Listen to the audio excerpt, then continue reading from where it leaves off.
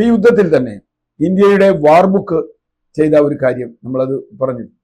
വാർ ഉണ്ടാവുകയാണെങ്കിൽ, വാർ ബുക്ക് എന്ന് പറഞ്ഞാൽ ഒരു രഹസ്യരേഖയാണ്, നമ്മളാരും കണ്ടിട്ടില്ല, അതിനെപ്പറ്റി പറഞ്ഞു കേട്ടിട്ടേ ഉള്ളൂ. അത് വളരെ ഉയർന്ന വിവിധ വകുപ്പുകൾ, ഇതുമായി ബന്ധപ്പെട്ട വിവിധ വകുപ്പുകളിലെ സൈനികവും ആഭ്യന്തരവും മറ്റ് പോലീസും മറ്റ് ആരോഗ്യവും ഒക്കെ ആയിട്ടുള്ള എല്ലാ വകുപ്പുകളും, ഗതാഗതം എല്ലാം ഉണ്ട്.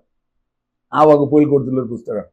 ആ പുസ്തകത്തിൽ ഈ വാർ ബുക്ക് എന്ന് പറയുന്നത് എങ്ങനെയാണ് ഒരു യുദ്ധം ഉണ്ടാവുകയാണെങ്കിൽ, ഒരു ആക്രമണം ഉണ്ടാവുകയാണെങ്കിൽ എങ്ങനെ പ്രതികരിക്കണം എന്നതിനെക്കുറിച്ചുള്ള പുസ്തകമാണ്.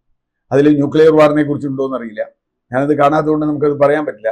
പക്ഷെ ആ വാർ ബുക്കാണ് ഇന്ത്യയുടെ ഈ വിജയത്തിന് ഏറ്റവും പ്രധാനമായത്. കാരണം ടാർഗറ്റഡ് ആയ ഒരു സംഗതിയാണെങ്കിൽ, കേവലം ഒരു രാജ്യത്തെ അടിച്ചു തകർക്കാനല്ല നമ്മൾ പോയത്, അങ്ങനെയാണെങ്കിൽ അത് വേറെയാണ് യുദ്ധം. അപ്പോൾ ഈ വാർ ബുക്ക് കൃത്യമായും ഓരോ ഉദ്യോഗസ്ഥർക്ക് അവരുടെ കടമകൾ എന്താണ് എന്ന് സംശയരഹിതമായി പറയുന്ന ആൾ.